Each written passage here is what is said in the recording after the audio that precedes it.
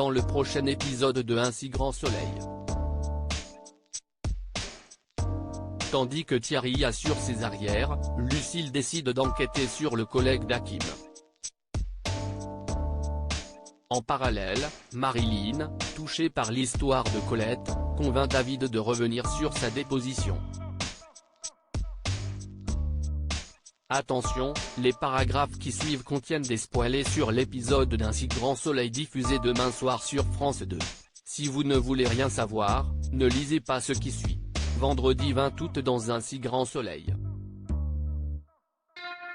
Lucille décide d'enquêter sur Thierry Valois-Bec et apprend à Jeannette qu'Abou, son jeune patient sans papier, n'a aucun souvenir de ce qui s'est passé avant sa chute. Jeannette fait alors remarquer à son compagnon que cette amnésie doit bien arranger la police.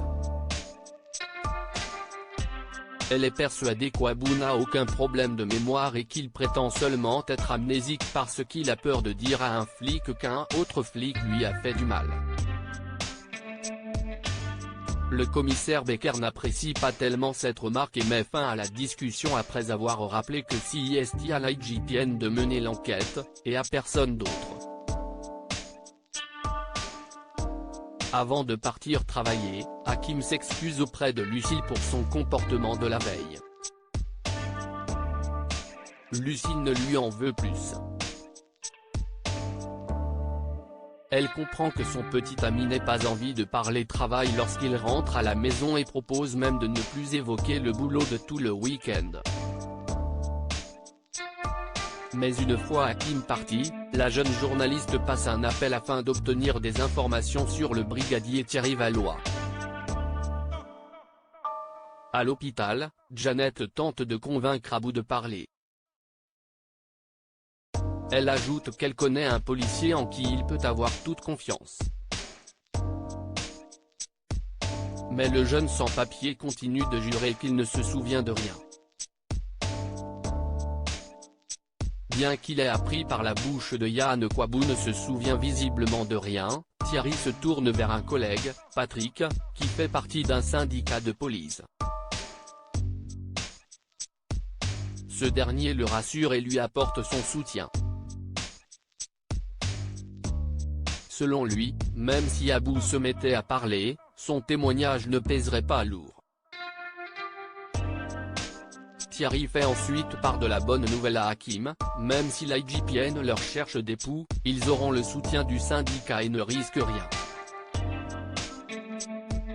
Thierry aimerait présenter Hakim à Patrick et tente de le persuader de se faire lui aussi syndiquer. En mettant notamment en avant le fait que sa titularisation à venir ne serait plus qu'une formalité s'il faisait partie d'un syndicat. Il serait sûr d'être pris. Mais Hakim souhaite y parvenir tout seul, parce qu'il l'aura mérité. En parallèle, Lucille débute sa propre enquête et rend visite à Stan, l'ex d'Anissa. Lucille promet de ne pas mentionner son nom dans son article et Stan lui confie que Thierry a de sales méthodes. Selon lui, c'est un flic vicieux qui n'hésite pas à frapper et à menacer de faire accuser à tort ses suspects pour parvenir à ses fins. Il assure que la place de Thierry devrait être en prison. Au commissariat, Becker s'entretient avec Aline Roux, l'enquêtrice de l'IGPN en charge du dossier. Pour une fois, il avoue ne pas être mécontent de la voir. En effet, si un de ces hommes a franchi la ligne rouge, il veut le savoir. Marilyn convainc David de revenir sur sa déposition. Fleur obtient pour Marilyn un parloir avec Colette Janton. Il confie à Marilyn que Colette ne va pas bien. Elle sait neveu et n'a pas envie de se défendre. L'avocat demande donc à Marilyn de parler à Colette pour essayer de la raisonner. Selon lui, son témoignage pourrait lui permettre d'échapper à la peine maximum et de porter haut et fort la voix de toutes les femmes battues. plus tard, Marilyn, qui éprouve de la compassion et a besoin d'obtenir des réponses sur le comportement de Colette Janton, se rend au parloir et écoute les explications de cette dernière. Colette lui explique qu'elle n'avait, dans un premier temps, pas l'intention de tuer son mari. Elle voulait simplement lui faire peur avec des lettres de menace. Mais il n'a rien eu à faire, et les lettres envoyées par la suite aux autres témoins n'y ont rien changé. Alors Colette s'est rendue compte qu'elle n'aurait jamais le dessus et a décidé de tuer son mari. C'était, selon elle, la seule solution pour qu'elle s'en sorte.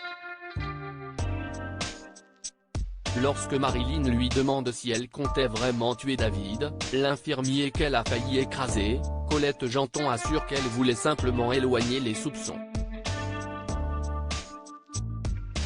Pour Marilyn, Colette ne mérite pas de passer sa vie en prison. Pas après ce que son mari lui a fait subir. Elle promet donc de ne pas la laisser tomber. De retour chez elle, Marilyn reçoit la visite de David. Elle lui demande de ne pas trop charger Colette lors de son procès car, en fin de compte, celle-ci ne voulait pas le tuer. Marilyn ajoute que ce serait un beau geste en mémoire de Lila. Après tout, ils n'ont rien fait pour la sauver, et ils s'en veulent tous désormais. En aidant Colette, ils auraient donc l'occasion de soutenir quelqu'un qui est dans une grande souffrance. Alors David finit par se rendre au commissariat et demande à pouvoir modifier sa déposition. Il explique à Alex qu'il était sous le choc et qu'il n'avait pas les idées claires lors de sa déposition. Mais maintenant il se souvient que la voiture a bifurqué avant de lui foncer dessus. Alex lui demande s'il est bien sûr de lui et si le fait qu'on connaisse désormais l'identité du conducteur n'influence pas sa décision. Mais David jure que la voiture a changé d'axe au dernier moment. Alex accepte donc de changer sa version des faits.